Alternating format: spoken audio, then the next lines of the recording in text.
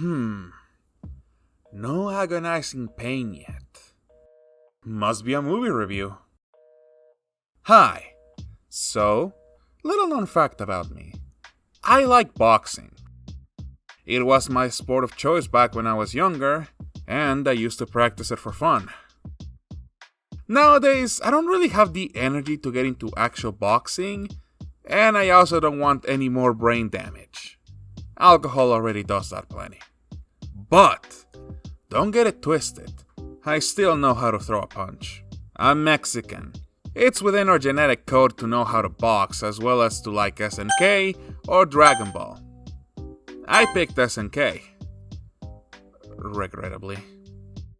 And of course, my love for the sport went beyond just doing it back when I was a stupid teenager. I used to watch matches whenever they played on TV. I loved that one game that ruined a dude's life. I tried to get into Hajime no Ippo, but couldn't. Might need to give that one another go. Most of my favorite characters throw exclusively hands, and Megalobox remains one of my favorite shows of all time. Oh, and Pato Box is goated. No, I won't give you any context. So, if I liked seeing people punch each other in the head, naturally that applies to robots as well. Today, I want to talk about a childhood classic of mine. Real Steel. So, funny thing, back when I watched this movie, I didn't quite have my love for boxing as I do now. So, back then, I thought it was alright. But upon a rewatch recently, oh man, I fell in love with it. There's not a lot to cover with this one, so let's start off with how it came to be. Which is surprisingly a bit of a dive, so let's go. You're slugging it out in the middle of the ring! And there's a hard drive to the jaw! And Blue Bomber's block is knocked off! Get the Rock'em Sock'em Robots by Mart. Oh, how fun. So, you might expect this part to be pretty light since the idea of robots fighting each other sounds incredibly simple. And there's no way there's a whole history lesson here, right? I mean, it's not Cyber 6, but there's some interesting stuff. Your initial thought may be that this movie was based on Rock'em Sock'em Robots. You know, those toys that I have never heard anyone say they owned, so I just assume it's something that movies and TV made up, like dads that don't show up to baseball games or Quicksand. But no, actually, Real Steel has a more interesting origin. The movie was based on a short story called Steel, effective title, written by Richard Matheson in the 50s. The story actually got two adaptations, this movie and an episode of The Twilight Zone. There was also an episode of The Simpsons and Futurama, but we don't have time for those. Go ask someone else to talk about them. Naturally, I wanted to give the Twilight Zone episode a watch to make a comparison between it and the movie. And yeah, it's pretty great. I'm not a big Twilight Zoner, I've never seen the damn thing, but I always appreciated it for what it gave to the world, as well as the impact it had. And this episode might actually get me to watch the whole thing. I mean, Columbo shows up in an episode. That fucks, dude. But anyways, not the point. I'm talking about a movie here. So, how did this movie come into being? Well, it's not a super long story. Basically, a script for the movie was made back in the early 2000s by a dude named Dan Gilroy. It and another 16 projects were taken by DreamWorks after it and Paramount split in 2008. I was not aware those two were together like that, but hey, congrats on the divorce, I guess. After that, they got Sean Levi to direct the film. At first, that name didn't ring a bell, but after looking at his resume, dude, this guy made some of my favorite childhood movies. Big Fat Liar, the entire Night at the Museum series, and The Pink Panther. So color me shocked after knowing that he's still making movies to this day, like Deadpool and Wolverine and Free Guy. Fuck off, faggot! I am so glad he's making both good movies and abysmal dog shit. Now, I don't want to spend too much time talking about Sean because, frankly, who the fuck cares? But something I learned about him that is incredibly disappointing is the fact that he's basically A-okay with AI. He hasn't used it yet, but he's basically saying it's unavoidable and should be embraced. Well, this will make the next couple of minutes pretty funny in hindsight. So, what have we learned? Well, we learned that even in the 50s people were scared of machines taking their jobs, and that Peter Falk was in an episode of Twilight Zone. Man, I'm getting rusty at making these development history segments. But what I am not out of practice doing is... But for that, you've got to beat Mike Tyson. Mike Tyson's Punch-Out from Nintendo. Now you're playing with power. Now this will be my favorite part of the video. Okay, so I keep yapping about robot boxers, so let's just get to the point. In the faraway future of 2020, regular boxing has become obsolete due to audiences wanting the sport to be even more brutal and bloody. And as you can probably guess, that sort of barbaric shit could kill a regular person. So out went the flesh, and in went the metal. Because it's way more socially acceptable to watch clankers get brutalized. Ain't that right, murder drones? Kinda sexy though, in a weird way. We follow Charlie Keaton, played by nice guy in real life according to one of my buddies, Huge Jacked Man, a has-been boxer who is in the business of robot boxing, even though he sucks at it and owes a lot of people money. One day he gets told that a woman he fucked 11 years ago died and she had their kid. So he finesses the dead woman's sister and her husband to spend the summer with Max, played by Dakota Goyo, in exchange for some cash. So now they're stuck together. It's not all bad though. After an embarrassing loss, Charlie and Max find an old shitty broken down robot called Adam. Ha! And they use him to basically climb up the ranks in the robot boxing world. That's kind of it. It's a movie about a dad and his son connecting over their shared autism of robots punching each other. It's a simplistic plot, but that's fine. I've seen a lot of people say that plain plots are a detriment, but frankly, I think the hate is overblown. Yeah, it's simple and clearly the weaker part of the movie, but tanking a movie's rep just because the plot is simplistic is fucking crazy to me. Especially when it has a ton of great aspects that I'll get into later. Now, while I would usually just tell you what the plot is and move on, I actually want to take some time to talk about the differences and similarities between the movie and the Twilight Zone episode, which was a more faithful adaptation of the short story. While both are basically telling the same spiel, washed up boxer with a shitty robot that picks up a fight with a more advanced model, that's kind of where the plot similarities end. Obviously, the movie has more time to tell its story compared to the 25-minute episode. Max and Adam were made up for the movie, and there's the fact that Charlie Keaton is a way bigger piece of shit than Timothy Steele Kelly. While Steele may be stubborn and a bit of a dickhead to his partner Paul, he's still putting himself in harm's way by actually getting on the boxing ring with a robot that almost kills him. Charlie's just an asshole.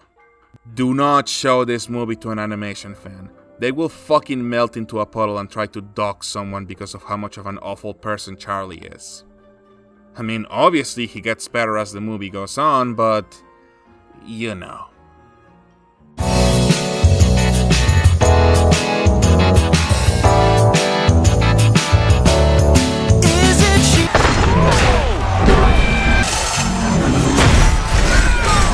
Max to me was the highlight of the movie. Him being stuck with his scumbag dad makes him much more endearing, especially when he clearly is the less jaded out of the two. He's a reflection of Charlie that didn't go through bad life choices, so he gets to enjoy boxing without the baggage. I've seen people say he's annoying, but I don't see it. he acts like a kid would in his situation. Like, yeah, I'd be fucking excited if I found a robot that punches people too. I teach that fucker how to dance and how to murder people. And I don't know what it is about Adam, but I just adore how he looks. The contrast between all of the flashy, high-tech fighters, and then you have this old piece of shit. I love it. And speaking of how the robots look, let's move on to the coolest part about this movie. Steel wrapped in flesh, an unstoppable machine of death. The Terminator is here. The Terminator, rated. Well, now this is the most impressive part of this movie. Okay, so obviously a lot of what we see in the movie is CGI. And it looks great. Done by Digital Domain, which is probably the most exploited VFX studio ever. Seriously, these people make Marvel movies. That alone should tell you how much work they put out.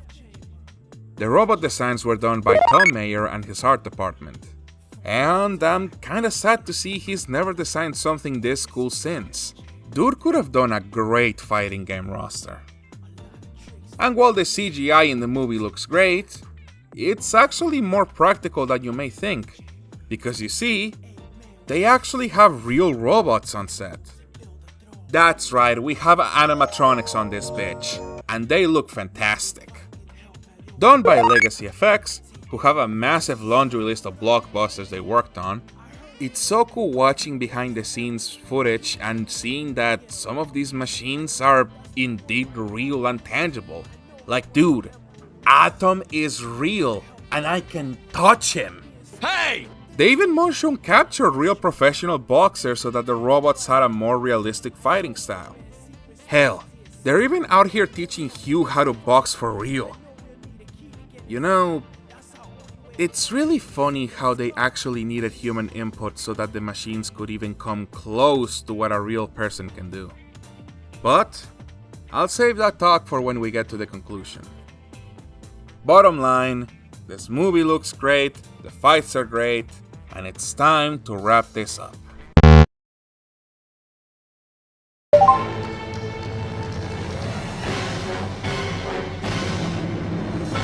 Iron Giant. Now available on video cassette and DVD. Huh. Not bad, kid. The movie had an estimated budget of $110 million, of which it was only able to gather $88 million at the box office, making it a huge flop. In the US. Because internationally, it was able to get $213 million. I'm beginning to see a pattern with all of the movies I talk about. Regardless, the franchise is currently locked up in the Disney vault. Oh, yeah, I forgot to mention that Disney owns the movie since they distributed it. Fuck you, Walt. I mean, hey, it will probably see the light of day again. Maybe? I don't know. I keep hearing that there's going to be a sequel or a series, but frankly, I don't really care that much. The world that it created is cool, and it'd be nice to see it expanded upon, but I'm fine with just having the one movie. Not everything gets to become a multi-million-dollar franchise, and that's fine. If these happen, cool. If they don't, I don't give a shit. We got a video game out of it, though. It was an Xbox Live exclusive, and you can't get it anymore. Fuck! And a book, I guess. Oh, we also got a bunch of toys that... Are we serious? Also, this is just something funny to me, but this is the best adaptation of Round 2 of Record of Ragnarok I'm ever going to get. Listen. It's a literal boxing match between a dude named Zeus and a guy named Adam, which sounds a lot like Adam, who can copy any technique he sees. Also, the two fights had the exact same result. I am not fucking crazy. This movie predicted Ragnarok. What the fuck? Okay, so what can we actually get from this movie? Everyone calls it basic, so clearly I can't possibly get something more meaningful out of it, can I? Bitch, you thought! Have you seen my Blue Beetle review? I'm a fucking master at this shit. I'll try to not be a communist Chaco though, I promise. So earlier I mentioned how director Sean Levy was willing to embrace AI in the entertainment industry. Which is fucking wild to me because he made one of the most anti-AI movies I've seen in a hot minute. In the movie, we see how plenty of boxers are automated. Basically, they already have moves pre-programmed, so the coaches, or I guess owners, only have to press a few buttons and there you go. But the problem with Adam is that he's an old model. He doesn't have access to the newest tech. The only thing he has is a tracking system which allows him to copy whatever move he sees, and an audio interface that Max was able to cobble together so they can tell it what to do.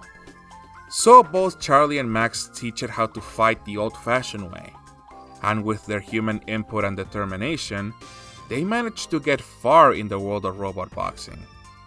They don't always win. Ingenuity can only get you so far, especially in the world of tech. But they still leave an impact. Funny thing, that's actually the message of the Twilight Zone episode. To quote the final narration, "Portrait of a losing sight. Proof positive that you can't outpunch machinery. Proof also of something else. That no matter what the future brings, man's capacity to rise to the occasion will remain unaltered. His potential for tenacity and optimism continues as always. To outfight, outpoint, and outlive any and all changes made by his society, for which 3 cheers and an unanimous decision rendered from the Twilight Zone." Technology advances. That's just always going to be the case. The more time passes, machines take jobs from human beings. Sometimes that's not a bad thing. After all, I'd rather see a clunker blow itself up instead of a person. But it's still awful seeing robots take jobs that take genuine human ingenuity to basically make slop. Whether it's boxing, singing, drawing, or translating, shit's always demoralizing. But you gotta remember, these machines need us. They need human input to even do anything. AI is not a sustainable business, and we're slowly seeing it die in real time because people don't want this shit. The very few that do are seeing us talentless or corpo shills. So, whenever you see a corporation say they used AI on something, or a big public figure advocate for it, watch as their reputation tanks, and remember that this bubble will burst soon enough. Is the movie good? I'd say so. It's a fun watch even if you don't enjoy boxing like I do. The acting is solid and the effects are phenomenal, even if the plot is formulaic. Overall, I'd call it the champion of the people, if you don't mind me saying. And that's that. Thank you for watching.